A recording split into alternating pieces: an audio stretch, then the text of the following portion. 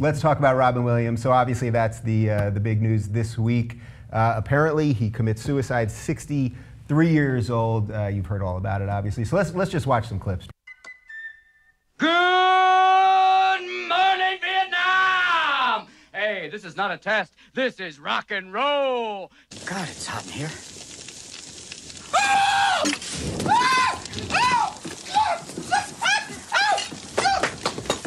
I know size can be daunting, but don't be afraid. I love you. I love you! MORK, calling Orson. Come in, your boob-tubeness. Is that you, MORK? Oh, yes, sir. Talk about your bad connections here. If I took LSD, I'd be talking to every blade of grass like, sorry, sorry, sorry. To walk into a Major League Baseball stadium like, shh, shh, shh, shh. In your face, camel cake. In your rear, cow derriere. Lion, crying, spine, prine, ultra pig. You lewd, crude, rude, bag of pre-chewed food dude. Now, you asked me if I've been practicing medicine. Well, if this means opening your door to those in need, those in pain, caring for them, listening to them, applying a cold cloth until a fever breaks, if this is practicing medicine, if this is treating a patient, then I am guilty as charged, sir. All right, a true legend, obviously, and just insane talent. I mean, everything he did was good. So I thought having you two on for this would be perfect because I got the movie guy and the comedy guy. So let's start with the movie guy. I'm not even going to give you a question. Just give me something. Let me disagree with you right off the bat. Please. Let me challenge the host. Everything he did wasn't good. In fact, many of them were very, very bad. Yeah? And Don't you want to save this for the end? Do you want to start there, Ben? No, because the testament to his strength as a performer is that I think he could have made 1,000 bad movies and everyone still loved Robin Williams. Yeah. It didn't matter. His thing, and his thing was varied. You know, he could be very somber and very dark, and then everybody knows how sort of exuberant and sort of, you know, scandalously over the top he could be. It didn't matter. We still loved Robin Williams, even if you walked out of a movie and thought, that was horrible. Wait, so what were some of the bad ones? Because when I was looking through the list, every one I kept looking, I was like, love that, love that, love that. This was great. Bicentennial Man, I guess, Father's Day. And Father's Day with Billy Crystal. That was the one that really sucked, I guess, because they Night should at the have. Museum, like the later ones, you know, the first one was okay, but I mean, these are kids' movies. They weren't serious. But I like the first Night at the Museum fine. Yeah. But I mean, there's a pretty good list of 10 or 12 movies, plus a canceled television show that critics didn't really like. I never saw it. Yeah. So I think it's a testament to how great a performer he was, that he could perform in so many different ways, live in front of a crowd as a stand-up, in a theater, on television, or in movies. And the overall quality of the work was sometimes questionable, but his work was never really questionable. And whatever this sort of feeling that we had to care about him persevered no matter the strength of the material. Yeah, before we get to the dark comedian secret, that kind of thing, do you think there's ever going to be a performer? We don't have those guys anymore that Ben's talking about, the guys that can do stand-up, that can act in movies. You know, he was just in a sitcom, it was canceled, but we really don't have those guys anymore, now that right? Buddy Epson's gone, I don't really think... Dance Man. I think you talk about, you love Robin Williams even when he's in a bad movie. I mean, that's the same like with Ishtar. I thought he was great in that. I thought that people didn't like that movie. Beverly Hills Cop was some of his best work, though. The thing was weird when he was in Matrix. I was like, this is going to be weird because I'm going to be laughing, but it did work. It worked. He played kind of dumber than he is, and the thing that killed me, like, because you mentioned his television. I realized at the beginning, I was like, I don't think he was in Ishtar. No, I was. well, you mentioned his television Just work. just nod. And I was going nuts when they canceled Boston Legal. I'm like, that is the best goddamn. I mean, it won Emmys, but they didn't care about the quality, right? So then they gave him some shitty show on CBS or whatever. But anyway, I loved all that stuff, you know. I'll watch him in anything. And I didn't think, people gave him shit. Well, he shouldn't be Batman, but I thought he did a great job. He was fantastic. That's why I love him. He was a chameleon, right? He could do anything. Yeah. He's very, very much like Jack Nicholson in that way. I'm very shocked how this segment has started. We went immediately to his bad movies and now to the lesser-known cameos that he had in those roles. No, but all right. Ted Poets Society was a big movie that influenced my life. Yeah. For real. Like, so when I saw it, and I had only heard, he was, of course, a hero to me when he was MORK and MINDY, and then I saw Dead Poets Society, and it woke up something in me like, oh, everything's bullshit. And that's when I kind of realized, oh, everything's bullshit in the world, and nothing matters, and try to have some honey drip off your tongue while you're still alive. Yeah. So, and I don't mean that in a filthy way. It sounded kind of filthy. Yeah, well, I do go to Honey Pots in Reno, and that's a fun. Anyway, Let me tell one amusing story about Dead Poets Society that relates not to Robin Williams, but to Joe Biden. Okay. So at TCM, we do this thing in 2004 where we talk to politicians about the movies that influenced their lives. And we get an incredible group because we get John Edwards, John McCain, Joe Biden, like 3 guys who made some news in the years that followed, right? Yeah. And then Orrin Hatch. Who gives a shit? Yeah. So you had 2 Democrats, 2 Republicans. So Biden picked Dead Poets Society. Really? Right. But only because it was shot in Delaware. It was like the first movie shot in Delaware. So in talking to him about it, I would say, what about the message of the movie that, that sort of to challenge authority and question things and believe in yourself and stand up for what you believe in? And he'd be like, yeah, that was great.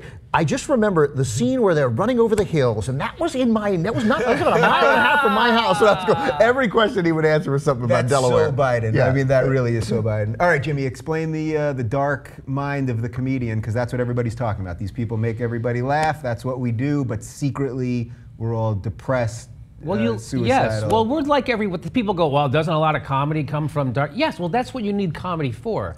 You don't need comedy to lighten the load of your day at Disneyland. You need comedy to lighten the load of the fucking horrible shit in your life, right? You need to talk about, he talked about drug addiction and stuff. That's why comedians constantly talk about their marriages or their relationships or their work or whatever. It's things that frustrate us that we need comedic relief from. So, of course he was depressed, and it seems like, like the more depressed you are, except for Jerry Seinfeld, seems like the more messed up you are, the better your art is. That seems to be always what it is, right? Because you feel a need to connect with people more, you need to express yourself more, because you have angst. And so he had that. So when people, that's kind of bothers me. They go, oh, well, he was, he's a clown, but he's got to have a dark side. Everybody has a dark side. Right. We just have also a talent for comedy. Everybody's messed up. There are 30,000 or 39,000 suicides a year in America. So it's not... They're not all comedians. Right, they're not all comedians. Exactly, yeah, there you go. If only. Well, I always think it's funny when I think they just juxtapose it because it's like, how can you be dark and then also make people laugh? Oh my God. But it's such a simplistic way of looking at it. Yeah, he just has it, like Jerry Seinfeld says, he has it,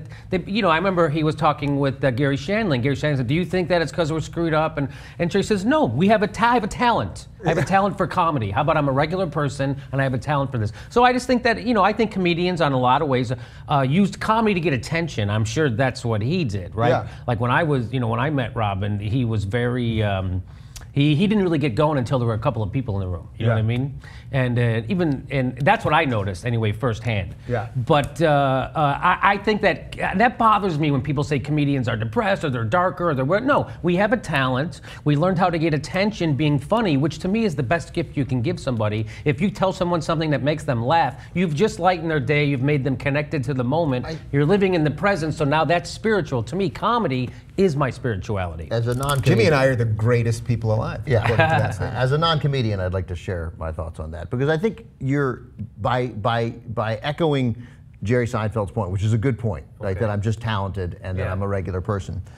It ignores the fact that there is something particularly special about the talent that you have, and it's possible, we don't really know, that talent comes from something else, that there is some other part of you. And it doesn't mean that all of you are depressed. It might mean that there's a 28% chance that some of you are darker. And I just think that that's possible. It doesn't change what's true about what he says. It does seem, based on 100% anecdotal evidence, that the times that the regular folks among us run into comedians in places where they're not on, you often think, not that guy wasn't funny, but that like, boy, that guy was like, that guy seemed dark. That guy seemed kind of bummed out, like not what you'd expect. But that also may just be our inability to process a difference between, obviously, you're on stage, and you wouldn't meet Laurence Olivier and be like, hey, that guy, why wasn't that guy acting?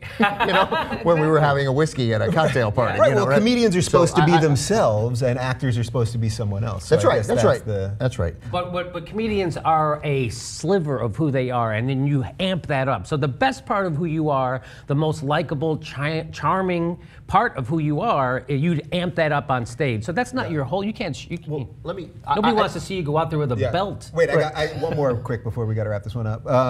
Do you think part of this, though, is also that Hollywood kind of I know that's a broad statement, but Hollywood kind of doesn't know how to deal with people with that level of talent. Like they can sort of deal with people that have a certain amount of talent, a lot of talent often, but he was really off the charts, and maybe that sort of fed into whatever was going on. I think a lot of really talented people, they don't quite know what to do with. I think that there's some truth to that. I certainly feel misunderstood.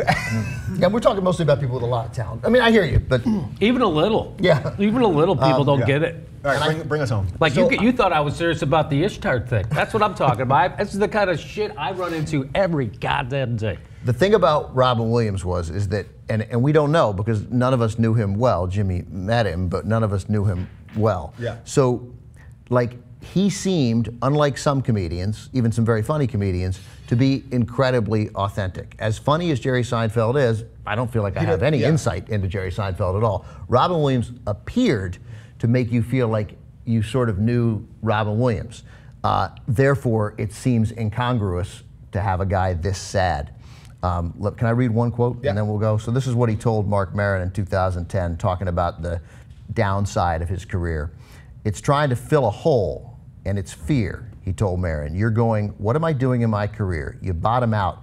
People say, you have an Academy Award. The Academy Award lasted about a week, and then 1 week later, people are going, hey, MORK. Ah. So really? Yeah. I mean, that's why Van Gogh cut his ear off. That's all. So that's the thing, right? So people think, well, he had everything. Well, that's the mistake we make in American culture and a lot of cultures is that we think fulfillment is on the other side of achievement, right? And then I don't know if when you achieve a couple of big things in your life, you go, hey, that's a bunch of bullshit. I feel exactly the same, and I feel a little fucking cheated. Actually, I've arrived, but I don't feel any different. I'm exactly myself. Give me a belt and a fucking closet door because I want to kill myself. Yeah, it's almost like you need the hole to have talent. You need that pain to have talent, but then you got to sort of heal that thing to really move forward. The talent itself won't heal.